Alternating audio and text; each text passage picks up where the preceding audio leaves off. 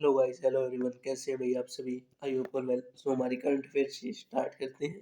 कल भाई मेरी हेल्थ कंडीशन की वजह से मैं क्लास नहीं ले पाया था, तो आज इसको अपलोड कर रहा हूँ भाई। ये हमारा यूट्यूब चैनल, यहाँ पे मैंने pre series as well as 10 minute current affair से स्टार्ट की है।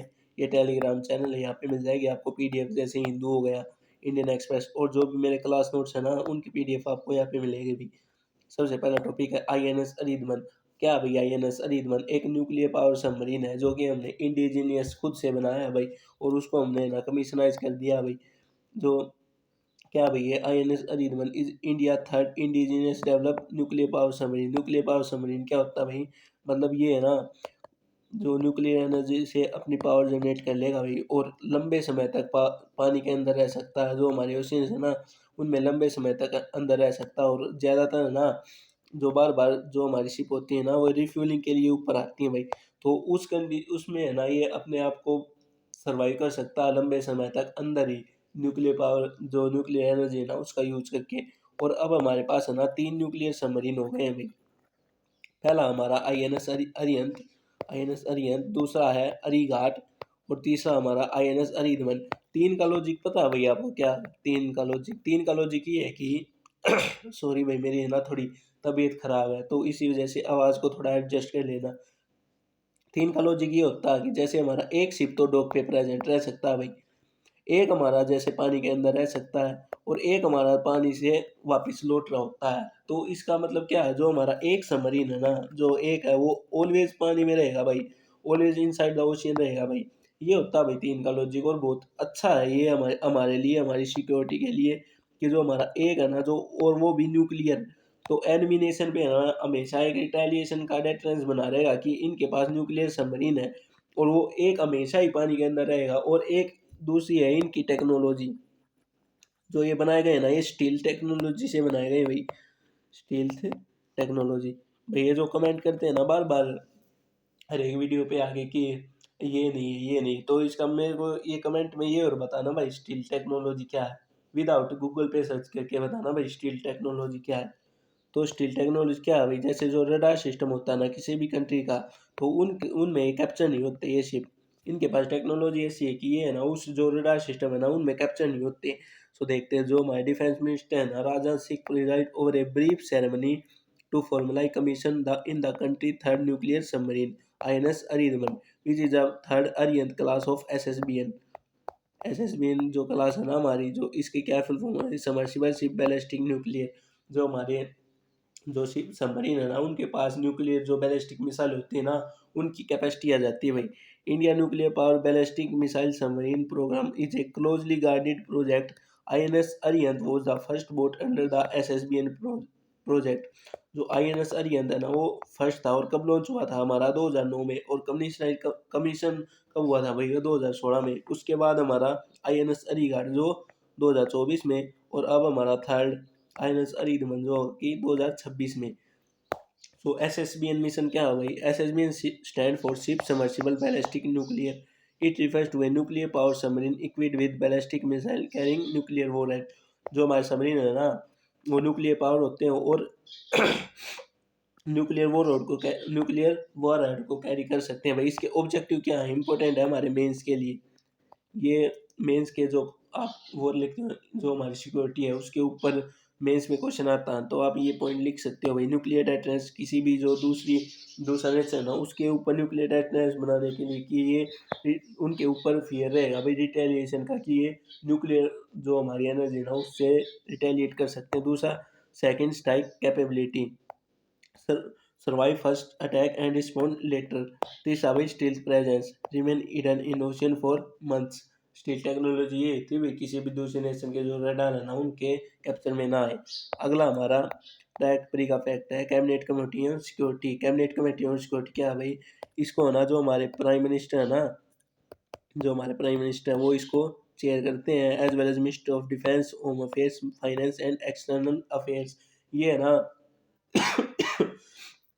Top most decision making body होती है भाई हमारी नेशनल सिक्योरिटी के लिए, डिफेंस के लिए, internal security and intelligence, nuclear policy. तो इंपॉर्टेंट डिसीजन मेकिंग बॉडी होती है भाई। और टॉप मोस्ट बॉडी है भाई हमारी, जो इंटरनल सिक्योरिटी है ना, जो हमारी नेशनल सिक्योरिटी उसके regarding. So Cabinet Committee on Security is the topmost decision-making body in India regarding matter of national security, defense expenditure and foreign affairs. It is one of the specialized committee of the Union Cabinet handles sensitive strategic issue requiring high government intervention. जो हमारी national security है, internal security है ना, उसमें जो government का intervention वो high होना चाहिए भाई। उसी के रिगार्डिंग ये कमेटी बनाई गई भाई। कौन चेयर करता है इसको? Prime minister. और इसमें कौन कौन से होते हैं हमारे? Prime minister, ministry of defence, home minister, external affairs and minister of finance. Most important है भाई, यहाँ पे है ना डायरेक्ट प्री में क्वेश्चन आ सकता है भाई इसके मेंबर के रिगार्डिंग। सो इनका क्या क्या रोल होता है? मिनिस्टर ऑफ डिफेंस, क्योंकि ये एक हाईएस्ट डिसीजन मेकिंग बॉडी है जो इंडिया की सिक्योरिटी है ना उसके रिगार्डिंग। तो मिनिस्ट्री ऑफ डिफेंस का रोल इसमें ये इसलिए होता है। होम अफेयर जो हमारी इंटरनल सिक्योरिटी हो गई, एक्सटर्नल अफेयर जो हमारी फॉरेन डिप्लोमेसी होगी, जो हमारे फॉरेन डिप्लोमेट हो गए, मिनिस्ट्री ऑफ फाइनेंस पैसा भाई मनी। सो कैबिनेट करंट में हमारी 8 कैबिनेट कमेटी हैं, जिनमें से दो जो 6 को हमारे प्राइम मिनिस्टर जो चेयर करते हैं। जो अलग दो होगी ना, जो हमारी पार्लियामेंट्री अफेयर्स है एज वेल एज एकमेंडेशन कमेटी है, इनको कौन होल्ड करता है? एक को तो भाई हमारे यूनियन होम मिनिस्टर करते हैं, एक को हमारे डिफेंस मिनिस्टर करते हैं। कमेंट करने वाले भाई आंसर बताओ कौन सा किसको करता है? डायरेक्ट परी का फैक्ट है भाई, ये मैंने लिख भी रखा है। The prime minister at all 6 committee expect the cabinet committee on accommodation and cabinet committee on parliamentary affair. Most important line है, डायरेक्ट प्री में फंस सकती है भाई, और यहाँ से 2 नंबर पक्के हो जाएंगे। उसके बाद हमारा नाटो। क्या भाई? NATO North Atlantic Treaty Organization, जो इससे है ना, जो यूएसए है ना वो विड्रॉल करना चाहता है भाई। क्या भाई? नाटो नाटो एक जो यूएसए है ना और उसके अलाइज, इनके बीच में एक फॉर्मल ग्रुप है भाई, फॉर्मल नहीं, मिलिट्री ग्रुप, मिलिट्री अलायंस है भाई। जैसे यूरोपियन यूनियन हो गया और यूएसए हो गया, इनके बीच में। और जो भी यूएसए की कंट्री है ना, जो अलायंस है, उनके बीच में नाटो एक military political and military alliance है भाई। क्यों चाहता है भाई? क्या भाई? NATO is a political and military alliance created in 1949 में क्रिएट हुआ था भाई। इसका हेडक्वार्टर कहाँ? ब्रुसेल्स बेल्जियम में था। इसका ये सबसे इम्पोर्टेंट है। जो आर्टिकल 5 है, जो आर्टिकल 5 क्या कहता है भाई? Collective defence. कलेक्टिव डिफेंस क्या होता है? जैसे भाई कोई भी नाटो की कंट्री होगी, कोई भी नाटो की कंट्री, लाइक आप ले लीजिए फिनलैंड हो गया। अगर फिनलैंड पे कोई भी अटैक करता है ना, तो फिनलैंड पे अटैक करने का मतलब है जितने भी नाटो की कंट्री है ना, जितने भी नाटो के अराउंड प्रेजेंट में 32 कंट्री हैं भाई, तो इन सभी पे एक साथ अटैक माना जाएगा अगर कोई फिनलैंड पे अटैक करता है। और आपको पता है रशिया यूक्रेन वॉर, जो हमारा रशिया यूक्रेन वॉर है ना, जो यहाँ पे बता देता हूँ भाई आपको, जो रशिया एंड यूक्रेन वॉर था ना, वो इसीलिए था क्योंकि यूक्रेन को जो यूएसए है ना वो नाटो की कंट्री बनाना चाहता था। और अगर वो यूक्रेन जो नाटो की कंट्री बन जाता ना, तो रशिया पे एक जॉइंट अटैक होता है आर्टिकल 5 के तहत। तो इसीलिए रशिया ने यूक्रेन पे अटैक किया था। One of the main reason यही था कि जो यूक्रेन है ना वो नाटो, जो यूएसए यूक्रेन को नाटो में लाना चाहता था, तो इसी वजह से जो रशिया है ना उसने यूक्रेन पे अटैक किया था भाई। सो देखते हैं भाई नाटो क्या है हमारा। इसकी न्यूएस्ट कंट्री कौन सी है? हमारी स्वीडन, जो कि 2024 में जो इंस्ट्रूमेंट ऑफ एक्सेशन उसने साइन किया भाई। उससे पहले कौन सी थी? हमारी फिनलैंड थी। और कितने कंट्री इसकी, टोटल कितनी कंट्री इसमें? 32 टोटल कंट्री है भाई, पता होना चाहिए ये आपको। Finland become the 31 member country and 32 कौन सी है भाई? हमारी स्वीडन है। तो 1949 में बना था, 31 कंट्री है 2023 पे, और 2024 में कौन सी होगी? जो हमारी स्वीडन है वो होगी। फाउंडिंग मेंबर कौन थे भाई? Belgium, Canada, Denmark, Luxembourg. Luxembourg की वो बताइए भाई लोकेशन, न्यूज में था लग्जमबर्ग। आर्टिकल 5 जो हमारा कलेक्टिव डिफेंस की बात करता है भाई।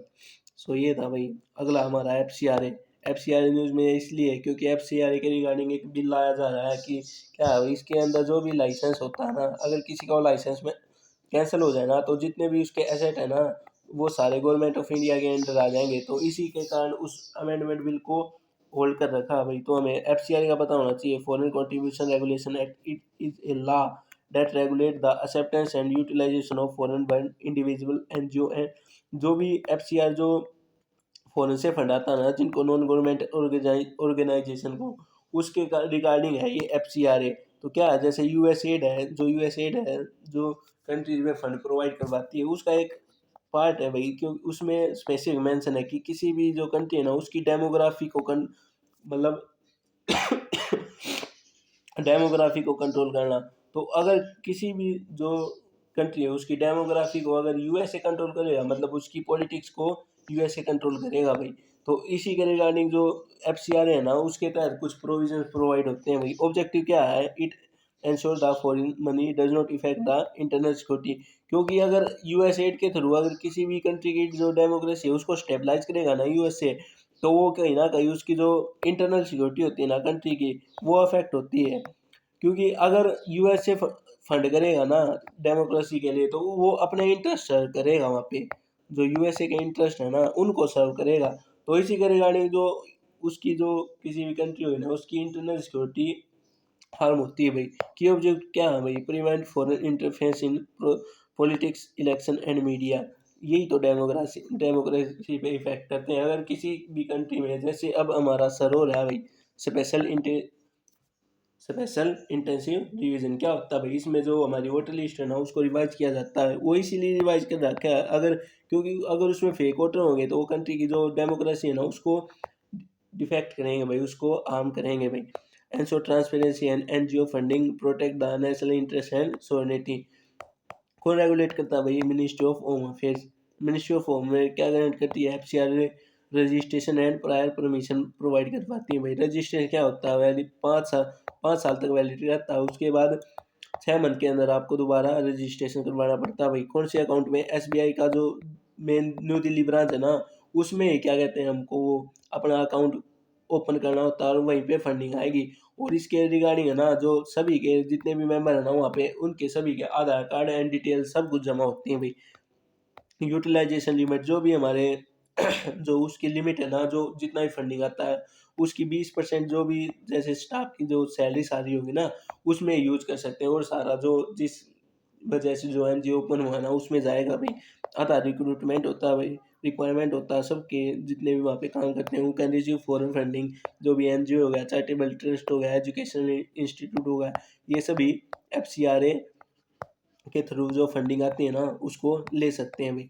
NGO, charitable fund and education institution. So भाई आई होप आपको वीडियो अच्छी लगी हो। वीडियो अच्छी लगी हो तो लाइक करें, शेयर करें, सब्सक्राइब करें। Thank you everyone.